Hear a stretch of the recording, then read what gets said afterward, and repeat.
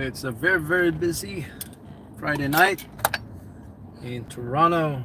Right now we're at Midtown. We're heading down south to drive by the Toronto Rib Fest, and then we heading down to Jazz Festival, Salsa on the Beach, which should be running until 11. We'll see if we can make it there. We'll have at least an hour of salsa dancing before they shut it down at 11. Maybe later. It might be later because the beaches doesn't really have any I don't think they have a time limit, right? So folks, we're leaving the dance on Young. We'll come back here tomorrow or Sunday. Tomorrow we have an invitation by Churrasco restaurant in Mississauga, Rado. The owner Fausto told us to come by on Saturday, which is tomorrow. So we'll see if we can make it. If not, we'll try it next week. So I have to decide if I'm going to the Hamilton Food Truck Festival tomorrow or on Sunday. But definitely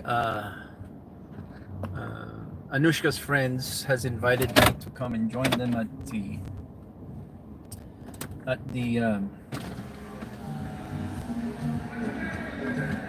Salsa on the Beach part of the Jazz Festival. This Dance on Young is their second year here. It's pretty exciting because they have a lot of dance schools competing with each other and a lot of young people participating, and there's not a lot of vendors, but there's a lot of Mexican vendors, which I like. I like that about this particular event. I am going to seek collaboration with them next year so I can bring them a lot of Filipino vendors, Filipino desserts, ube, cakes, and whatnot. And we connected with at least 5 people here, 5 vendors that are very nice. 3 Mexican vendors, 1 ice cream, a couple of Filipino vendors there. But I want to see more Filipino desserts here next year on this festival, and they have a lot of room for more. They could use another 20 vendors in there. There's a lot of empty spaces. So we'll see. Oh yeah, I was about to pause, but I forgot that we are live on YouTube right now. We have a lot of viewers also from Southeast Asia. So if you are tuning in from Southeast Asia, this is 9:30 p.m. Eastern Standard Time from Toronto, Ontario, Canada. My family is in San Diego, California, but I'm here alone in Toronto doing some business. I have to stay back for a lot of work to be done before the summer is over.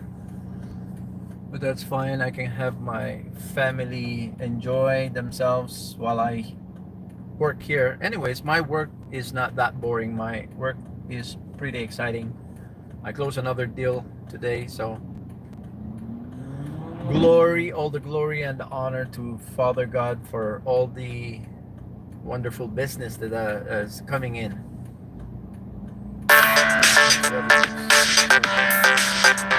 That was my timer for the for the parking, so that we don't get a ticket. Let me see. No tickets, right? There you go.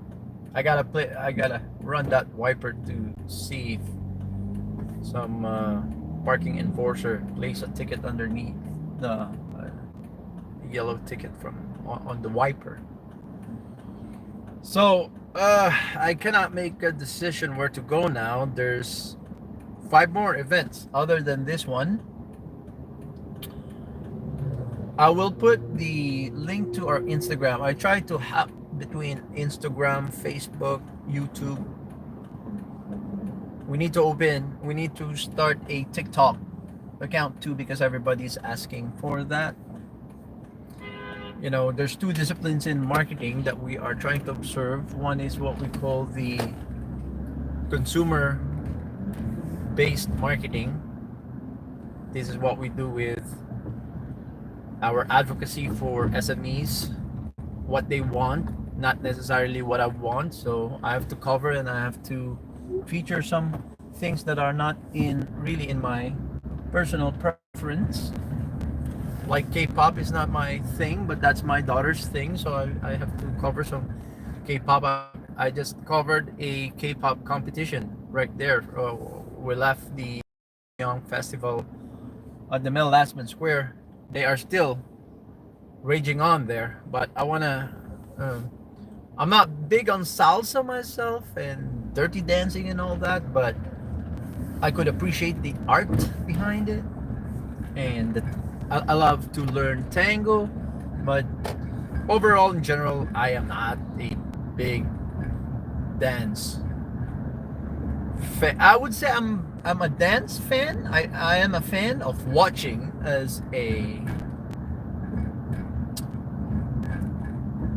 spectator. I'm a fan of dance, but not as a participant.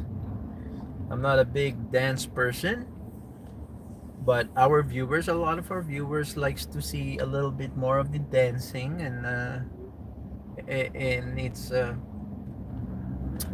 it's a good news, or it's exciting to inform our viewers and listeners that Toronto is a dance centered or dance celebrating town,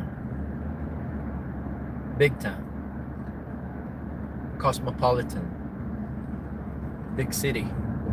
So I'm a big fan of amalgamated cities, expand as big as possible, but 15-minute cities, that's we're pushing back against that. And there's a lot of people who have succumbed to 15-minute cities, and one of them who succumbed to the 15-minute cities agenda is my birth country, the Philippines. Have built a number of and continue to build more 15-minute cities, starting with a very well-known town called the BGC, Bonifacio Global Community or City. That one is pretty notoriously 15-minute prototype. Okay, but a lot of people don't clue in to the agenda behind it. Because even me, I get excited to see these world-class high-tech cities popping up all over the place from my birth country, because all I know all my life before I left the Philippines was that the Philippines was impoverished. Just before I left in 93, I saw the early signs of industrialization. There's a lot of mega shopping malls that have started to sprout out, but I didn't expect that it would be building global high-tech cities, almost rivaling those of some of high-tech cities in China. And we know the agenda why the Chinese are making or building some of these high-tech cities is so that the people will not question. They will think that the government is on their side and they're creating this for their own benefit, but in actuality, those are open air prisons, concentration camps. Except concentration camps that are entertaining, that are neat, that are clean, high-tech concentration camps. How do we keep animals in the zoo stay in the zoo? Feed them, clean them, give them happy life. They will never leave the zoo. And that's the idea with the 15-minute cities, is to make it all very entertaining and very enticing to not only come and visit, but come and stay, and it become an open air prison. an open air concentration camp. When it goes full throttle, come on, man, you don't know how to drive properly here. Cutting me like that. When they come to the realization that they were lured into being residents of 15-minute cities, it will be too late. They won't be allowed to leave.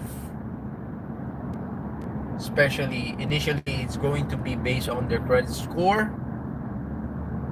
but ultimately, everybody, regardless of your credit score, if you are a prisoner of an open air concentration camp, you cannot leave. Okay, folks, we're gonna sign up for now, and I will see you back here in about half an hour as we drive down to downtown to drive by the Rib Fest. But we're not staying at Rib Fest at all. We're heading down to the beaches for the hopefully 2 more hours when we get there. Probably just an hour left for the Salsa on the Beaches festival. Alright, folks, please share. I'll see you again in just a little bit. Alright, folks, bye-bye.